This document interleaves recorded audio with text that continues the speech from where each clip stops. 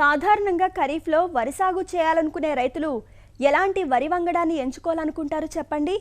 ఆ వంగడం సన్నగింజ రకమై ఉండాలి. మంచి మార్కెట్ డిమాండ్ కలదై ఉండాలి. పురుగులు తెగుళ్లను తట్టుకోవాలి. వీలైతే స్వల్ప కాలంలోనే అంది రావాలి. మరి ఇలాంటి లక్షణాలతో ఏ వరి వంగడం ఉంది? నిజానికి ఏదీ లేదనే చెప్పాలి. ఎందుకంటే అందరికీ ప్రియాతి ప్రియమైన సాంబ మసూరి రకం మంచి గింజ నాణ్యతతో అనుకూలమైన మార్కెట్ ధరతో అందరి ఆదరణను నోచుకుంది. కానీ పండించే రైతుకు మాత్రం బీపీటీ 5204 వరి రకాన్ని పండించడం అంటే కత్తి మీద సామే. ఇది అతి సన్నగింజ రకం. ప్రాచుర్యం పొందిన రకమే అయినా దోమపోటుకు అగ్గి తెగులుకు త్వరగా లొంగిపోతుంది. ఈ రకానికి రాని చీడపీడలు లేవు. పైగా 150 రోజుల పంటకాలం. ఖరీఫ్లో నీటి కష్టాలతో సాగును ఆలస్యంగా చేపట్టాల్సి వస్తే ఈ రకాన్ని సాగు చేయడం సాధ్యపడదు.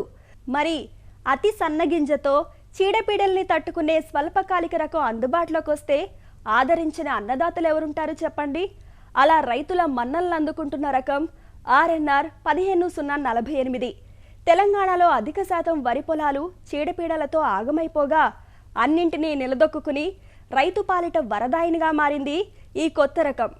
ఆర్ఎన్ఆర్ 15048 వరి వంగడం సాగు చేసిన రైతు అనుభవాలు ఎలా ఉన్నాయో, ఎంతటి సత్ఫలితాలనిచ్చిందో, ఈ రకం విశిష్ట గుణాలేమిటో తెలుసుకుందాం రండి. మరి గత సీజన్లో ప్రొఫెసర్ జయశంకర్ వ్యవసాయ విశ్వవిద్యాలయం రాజేంద్రనగర్లోని వ్యవసాయ పరిశోధనా స్థానంచే విడుదల చేయబడ్డ వరి రకం ఆర్ఎన్ఆర్ 15048.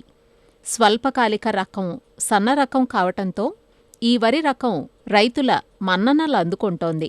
అంతటా సాగులో ఉన్న సాంబమసూరి రకం చీడపీడలు, ముఖ్యంగా దోమపోటు బారిన పడగా ఆ రకం సాగులో రైతులకు సస్యరక్షణ ఖర్చులు ఎక్కువయ్యాయి. అదే కొత్త రకం ఆర్ఎన్ఆర్ 15048ని సాగు చేసిన రైతులు సత్ఫలితాలను చవిచూస్తున్నారు. పైరులో పిలకచేత ఎక్కువగా ఉండి బలంగా ఎదిగినప్పటికీ చేనుపై పడకపోవటం, ఎలాంటి చీడపీడలు దరిచేరకపోవటం రైతుల్లో హర్షాన్ని నింపాయి.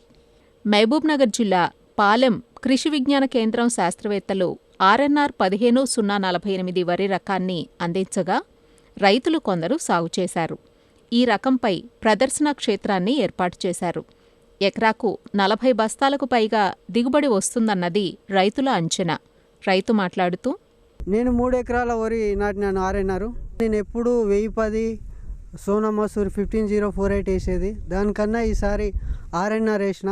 ముందు వేసే పంటల కన్నా ఇప్పుడు చాలా దిగుబడిగా ఉంది నా వరి పొలంలో. మందులు కూడా తక్కువ వేసినాను. ఆల్రెడీ ఫర్టిలైజరు ఒక ఎకరాకి యూరియా కూడా చాలా తక్కువ వేసినాను. దిగుబడి కూడా మంచిగా వచ్చే అవకాశం ఉంది. నా తోటి రైతులకు, మా పక్క ఊరి వాళ్ళకు కూడా ఇదే వేయాలని వాళ్ళకు నేను సూచించాలనుకున్నాను. ఇది ఎకరాకు 45 బస్తాలు దిగుబడి రావచ్చని నేను అనుకుంటున్నాను. డెల్టా ప్రాంతాల్లోనూ ఈ రకం మంచి ఫలితాలనే అందించింది. కృష్ణా జిల్లా ఘంటసాల మండలం దేవరకోట గ్రామంలో ఈ కొత్త రకాన్ని పొడిదుక్కిలో నేరుగా విత్తి సాగు చేశారు రైతు వేమూరి రత్నగిరిరావు.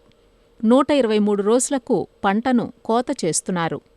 ఈ రకం సాగులో తన అనుభవాలను తెలియచేస్తూ, ఇది సీడ్ డ్రిల్తో వేసాం. ఎకరానికి 14 కిలోల కాడికి వేసాము. ఇప్పుడు ఇవాళ కోత కోస్తున్నాము. మరి బీపీటీలతో పోల్చుకుంటే ఇది అన్ని రకాలుగా కూడా బెటర్ అనిపించింది. ఎందుకంటే గింజ సన్నం, కంకి పొడుగు దరిదాకా 300-325 పైనే గింజలు ఉన్నాయి.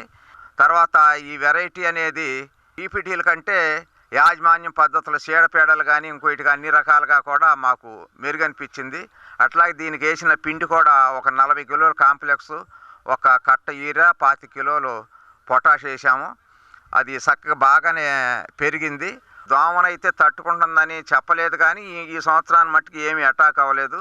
పై మందులు కూడా చాలా ఏదో 1-2 సార్లు ఏదో కాంటాపోను ఇస్పేట్ ఏదో కొట్టాం. అంతకంటే పెద్దగా ఈ సంవత్సరానికి ఏం కొట్టలేదు. పంట దిగుబడి కూడా సుమారు 35 పైనే వస్తుందని ఆశిస్తున్నాము.